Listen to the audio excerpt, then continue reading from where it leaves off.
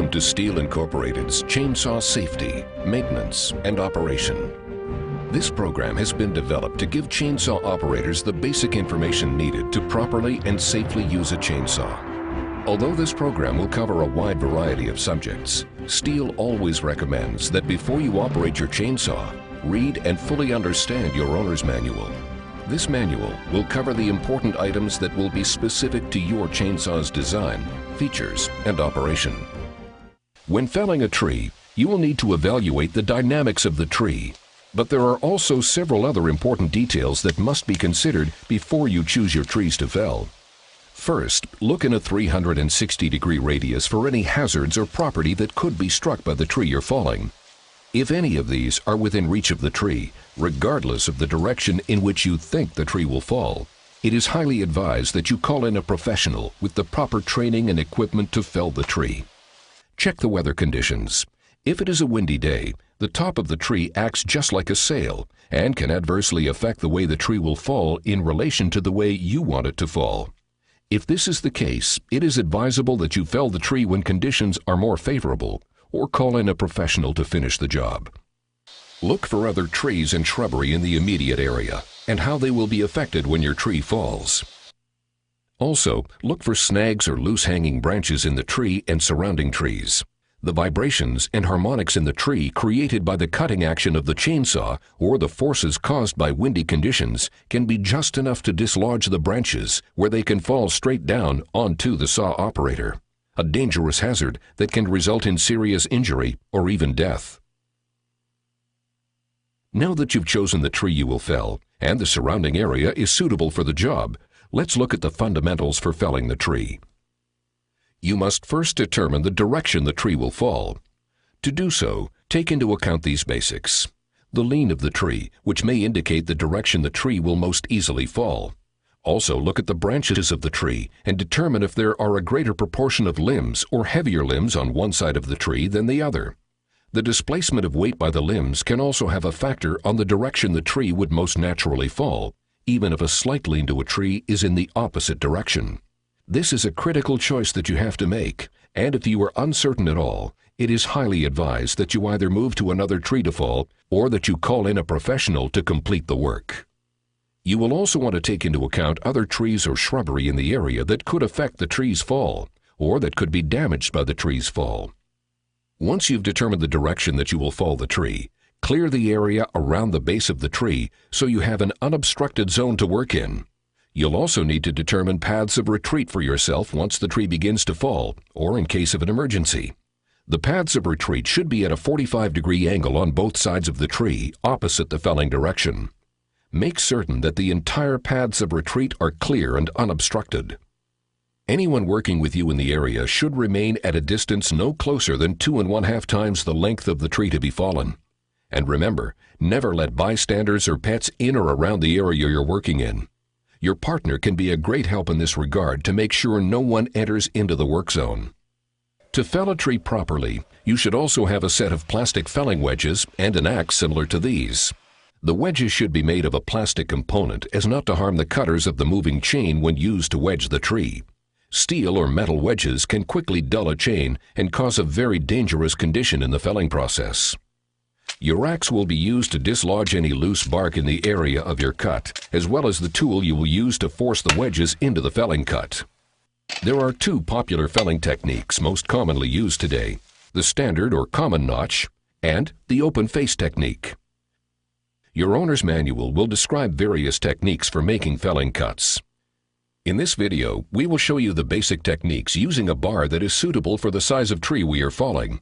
If the tree you will be falling is larger in diameter than the usable bar length of your chainsaw, you will need to utilize special techniques to safely fell the tree. In this case, if you're not a trained professional, it is highly advised that you leave these larger trees to a professional with the right equipment and training. Let's begin by looking at how the standard or common notch technique works. The notch that you cut in the tree will consist of one cut that is horizontal, level with the ground, and a second cut that is at a 45-degree angle. These two cuts will intersect with each other, creating the felling notch. The side of the tree that you create the notch in will be the same side that you want the tree to fall. Here you can use your felling sights to help you properly position the notch and the hinge that will help control the felling of the tree. Pointing your felling sight at the location you want the tree to fall will give you the 90-degree angle that you will want for a properly placed notch. As you cut, always watch for weakness or rot in the tree. If the tree is weak or rotted, it is advisable that you have a trained professional remove the tree.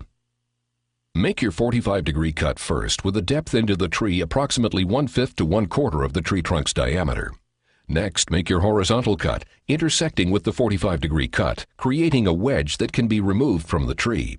It is extremely important that these two cuts meet exactly, so take your time making certain that you get it right.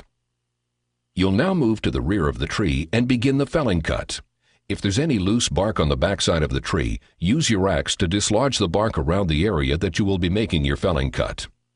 This cut will be horizontal and should be 1 to 2 inches higher than the horizontal cut of the felling notch made earlier. Always stay to the side of the tree when making your felling cut. Never work from directly behind the tree, as the tree could split and come backwards with deadly force, an event called barber chairing. As you begin to make the felling cut, add your plastic wedges to the back of the cut. These will keep the tree from settling back in the cut and pinching your guide bar, and they will also be instrumental in felling the tree, particularly if there is insignificant lean in the tree towards the desired felling direction. The hinge you create when done properly will leave approximately 1/10 the diameter of the tree uncut. Never cut into the hinge. Doing so could cause you to lose control of the direction of the fall. Once you have correctly made your hinge with the felling cut, and if the tree has sufficient lean, it will begin its fall to the ground. When you see the tree begin to fall, immediately remove the saw from the cut, turn it off with the chain brake engaged, and withdraw from the cutting area using one of your pre-planned escape routes. Never remain near the tree during its fall. If you have finished making your back cut but the tree is not falling, you will use your wedges to complete the task. One hit at a time, drive the wedges further into the felling cut, waiting a few moments for the tree to absorb the dynamics of the wedging process. Continue the process until you see the tree begin to make its fall. Again, retreat to a safe distance while the tree falls. If for any reason the tree still won't fall after properly wedging it, do not attempt to make additional cuts with your chainsaw. This could result in serious or fatal injury. Bring the tree down with a cable winch, block and tackle, or heavy equipment such as a tractor or bulldozer. The second type of felling cut is the open face cut used by many of today's professionals. Unlike the standard or common technique, the open face uses an angled bottom cut that allows the tree to utilize the hinge throughout the fall all the way to the ground, giving you more control of the felling process. Again, you'll use the felling sights to direct the tree's fall in the desired direction. Make your first cut down at approximately a 50-degree angle to a depth of approximately 1/5 to 1/4 of the trunk diameter. Make the second cut from below at approximately a 40-degree angle. These cuts must match exactly and will result in a 90-degree wedge removed from the tree. When you make your back cut or felling cut, it should be horizontal and 1 to 2 inches above the apex of the open face cut, or above where the two cuts on the open face meet, creating the proper hinge. Again, using your wedges just as you did with the standard or common technique to fall the tree. We hope that this program will help make your chainsaw cutting experience a safer and more enjoyable one. For further information about your STIHL chainsaw, see your authorized STIHL dealer. For more information on STIHL, please see our website at stihlusa.com or phone us at 1-800-GO-STIHL.